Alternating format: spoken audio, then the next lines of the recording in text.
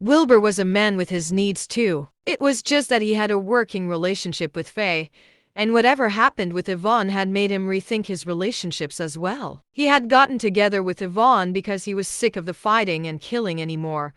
He wanted a normal life. Yet after divorcing Yvonne and moving here, he had almost fallen for Faye's temptation several times. After thinking it through, he finally understood several things. His lifespan was far longer than that of a regular human being.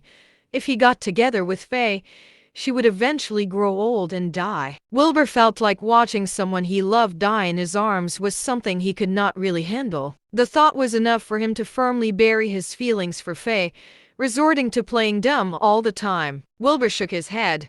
It was better to play dumb until he figured out a way around that. He got up and carried Faye to her bed. Faye was really drunk this time. However, she had a blissful smile on her face this time as she slept. Wilbur smiled at the sight and went downstairs to clean the table up. After he was done, he returned to his room and began to meditate. The next afternoon, Wilbur was in the living room.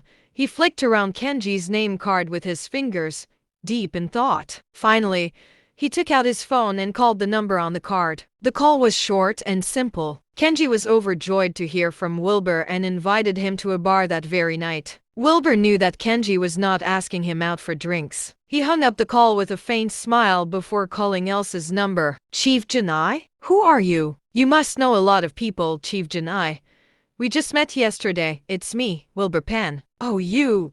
What's the matter? Could I know how things are going with Lenny Detroit's case? Elsa, who was sitting in her office, felt a surge of annoyance well up in her. Her officers had just found out that Kenji was secretly running a loan company when the investigation was called off by her superior. The reason behind that was that Kenji was a proper businessman, and the loan company was also legally allowed to do business. Elsa knew that investigating Kenji behind her superiors' backs was against the rules, but it was usually not that big of a deal. After all, doing everything by the book was quite a pain. This time, however, her superior bore down on her hard. He even implied that there was a certain Mr. Lilith in the finance department, and getting on his bad side was a terrible idea. Elsa was furious, but there was nothing she could do. She was a vice captain, but there was nothing she could do against the real higher-ups. Wilbur's call struck a nerve in her, and she answered coldly, "That's none of your business.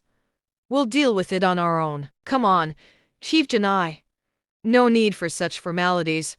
I'm just calling to tell you I'll be going to have a little bet with Kenji Lilith tonight. I was wondering if there was anything you might need me to do."